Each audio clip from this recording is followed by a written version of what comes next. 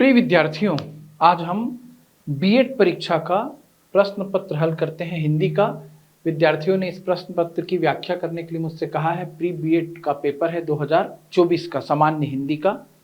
पहले प्रश्न पर आते हैं। कल का अनेकार्थक शब्द है।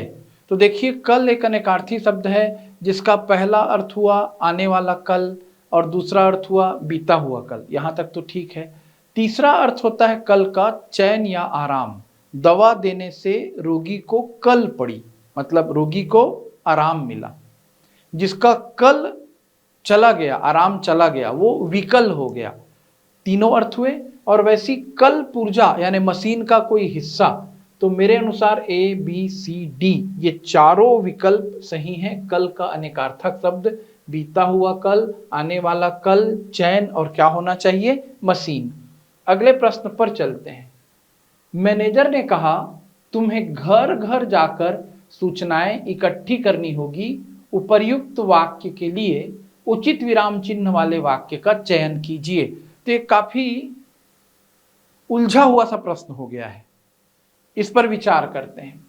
ए विकल्प पर आइए। मैनेजर ने कहा, यहां पर अल्प विराम लगाया, ठीक है। तुम्हें घर घर जाकर सूचनाएं इकट्ठी करनी होगी। अब इसे इन्वर्टेड कामा में ले लिया। यद्यपि इन्वर्टेड कामा में लेना अपने आप में सही नहीं है, क्योंकि प्रसिद्ध कोटेशन रहता, जैसे तिलक ने कहा स्वराज्य मेरा जन्म सिद्ध अधिकार है, तो उसे इन्वर्टेड कामा में लेते हैं। चलिए, यदि इन्वर्टेड कामा लगा भी दिया गया तो इन्वर्टेड कामा लगाने का तरीका गलत है। इन्वर्टेड कामा पूर्ण विराम के बाद लगेगा। आप देख लीजिएगा अन्य वाक्यों में, तो पहला विकल्प नहीं होगा। बी पर आइए। मैनेजर ने पहले अल्प विराम, फिर कहा, फिर अल्प विराम, उसके बाद तुम्हें घर घर जाकर सूचनाएं इकट्ठी करनी होगी और फिर उसके बाद पूर्ण विराम लगाया। चलिए, ये संभवतः हो जाए। वैसे वाक्य में पहला अल्प विराम मैनेजर ने कहा के बाद लगना चाहिए था। सी विकल्प पर आइए। मैनेजर ने कहा, यहां पर अल्प विराम ठीक लग रहा है। तुम्हें घर घर जाकर, यहां पर भी ठीक है। सूचनाएं इकट्ठी करनी होगी, यहां पर पूर्ण विराम नहीं लगाया गया, तो ये छूट गया सी विकल्प। मैनेजर ने कहा तुम्हें, तो मैनेजर ने कहा तुम्हें, ये थोड़ा सा अल्प विराम से दोष लगने लगा कि तुम्हें के बाद अल्प विराम लगा दिया, तो सी पूर्ण विराम नहीं होने के कारण सही नहीं हो सकता। डी तुम्हें के बाद अल्प विराम लग रहा है, इसलिए सही नहीं हो सकता। संभावना बनती है कि बी उत्तर सही रहे, और इसमें कई प्रकार से दावा आपत्ति भी संभव है। विद्यार्थी अपने अपने तरीके से करेंगे। ये कठिन बनाने के प्रयास में थोड़ा सा कंट्रोवर्सी की ओर जाता हुआ प्रश्न नजर आ रहा है। अगले प्रश्न पर चलते हैं। वाक्य के अंग होते हैं, तो अब ये स्पष्ट है। वाक्य के दो अंग होते हैं, उद्देश्य और विधेय। इन्हीं दोनों अंगों के मिलने से वाक्य की रचना होती है। प्रश्न क्रमांक 5। निम्नांकित शब्दों को इस क्रम में जमाइए कि लोकोक्ति का स्वरूप प्राप्त कर लें। तो बड़ा सरल सा वाक्य है, अपनी करनी पार उतरनी, यानी बी ए अपनी करनी, बी ए पार उतरनी, D C, B A D C. इस तरीके से सी इसका उत्तर होगा। और आप चेक कर लें, अपनी करनी पार उतरनी। नेक्स्ट पर आइए। उचित संबंध जोड़िए। अब ये समास का प्रश्न है। पंकज, पंकज का सामान्य अर्थ कमल होता है। जब हम उसका समासिक विग्रह करेंगे तो पंक का अर्थ है कीचड़ और ज का अर्थ है जन्म लेना। पंक से जन्म हुआ है जिसका, वो कहलाएगा पंकज। तो पंक से जन्म हुआ है जिसका, पंकज में बहुब्रीहि। जब हम सतधर्म का मतलब सद्धर्म शब्द लिखा है, इसको जब हम लेंगे दो अलग अलग शब्दों के रूप में, तो ये कैसे टूटेगा, ये टूटेगा दो शब्दों में। एक शब्द रहेगा सत्य, सत्य का मतलब होता है सच्चा, सत्य, और दूसरा शब्द इसमें रहेगा धर्म।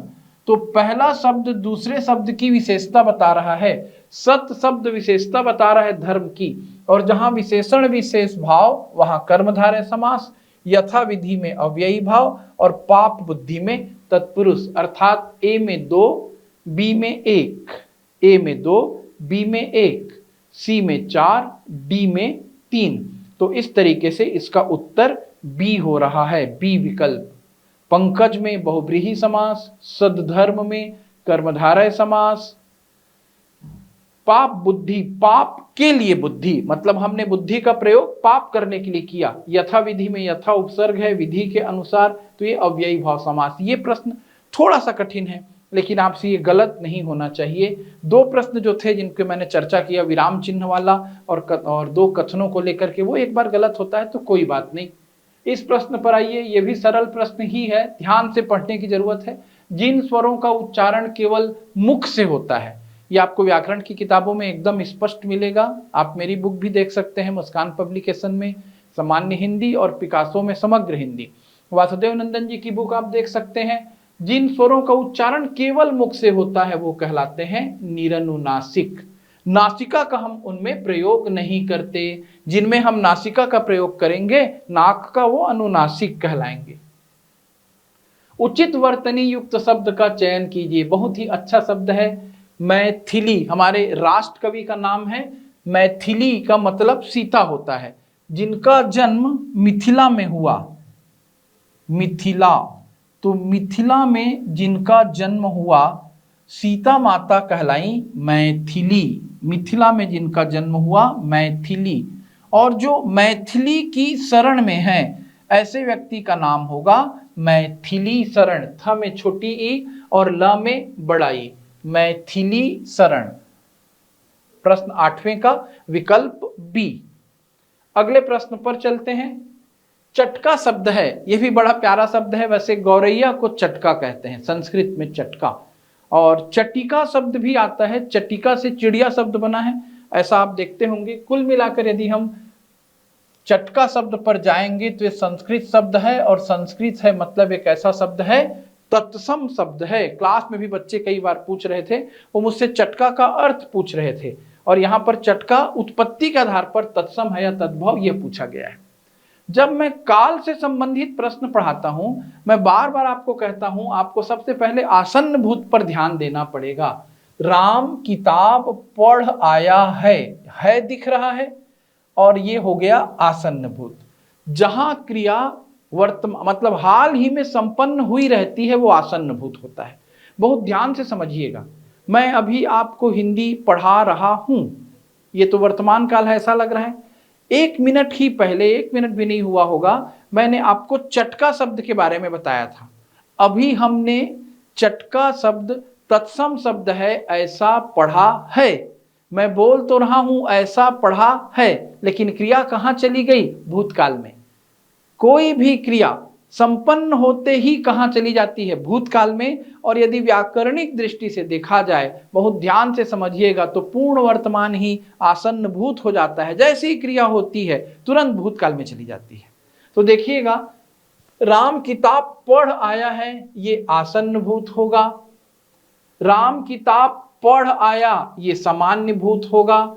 राम किताब पढ़ आया था, ये पूर्ण भूत हो जाएगा। राम किताब पढ़ आया सामान्य भूत, और राम किताब पढ़ आया होगा, ये संदिग्ध भूत होगा। अब इन्हें जमाइए।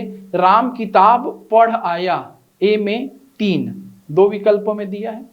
राम किताब पढ़ आया है, बी में 4, केवल पहले विकल्प में है।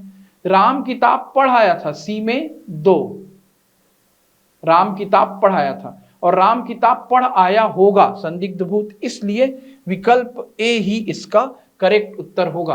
राम किताब पढ़ आया, सामान्य भूत। राम किताब पढ़ आया है, आसन्न भूत। राम किताब पढ़ आया था, पूर्ण भूत, और हम संभावना व्यक्त कर रहे हैं राम किताब पढ़ आया होगा, तो संदिग्ध भूत। बहुत ही अच्छा क्वेश्चन है, काल से बनाया गया। तो इतने प्रश्न यहां आए थे। एक बार यदि हम रिकॉल करते हैं इन प्रश्नों को, तो प्रश्न 10वां बिना किसी कंट्रोवर्सी के आप इसके सही उत्तर तक पहुंचेंगे। प्रश्न 9वां भी आपसे बनना चाहिए। प्रश्न 8वें से में भी आपसे गलती नहीं होनी चाहिए। प्रश्न 7वां भी आपसे बनना ही चाहिए। 6वां प्रश्न थोड़ा कठिन लेकिन बनना चाहिए। 5वां प्रश्न तो बिल्कुल ही बनना चाहिए आपसे। 4था प्रश्न, चलिए एक तार्किक प्रश्न है, इसका तर्कपूर्ण क्या जवाब लिया जाएगा? भाषा विज्ञान से संबंधित प्रश्न नहीं बना, कोई बात नहीं। प्रश्न 3 जरूर बनना चाहिए। प्रश्न 2 हो सकता है बने, हो सकता है ना बने, अभी इस पर विवाद की भी स्थिति हो सकती है, बने या हो सकता है आंसर वो अपना पूर्ण आंसर सही माने। और प्रश्न 1 में भी डाउट नहीं होना चाहिए। तो 10 में से यदि आप 8 और भी छोड़ दें, आप अभी तैयारी के स्तर पर हैं, 10 में से यदि आप 6 या 7 प्रश्न बनाते हैं तो आपने हिंदी सेक्शन पर बहुत अच्छा प्रदर्शन किया है, ऐसा आप मान सकते हैं। प्रश्नों का स्तर सामान्य से कुछ कठिन है। देखिए, मिलाइए, मॉडल आंसर का इंतजार कीजिए। आपके कितने प्रश्न सही बने हैं आप कमेंट सेक्शन में मुझे बता सकते हैं। नेक्स्ट वीडियो में मिलते हैं, तब तक के लिए धन्यवाद। All the best.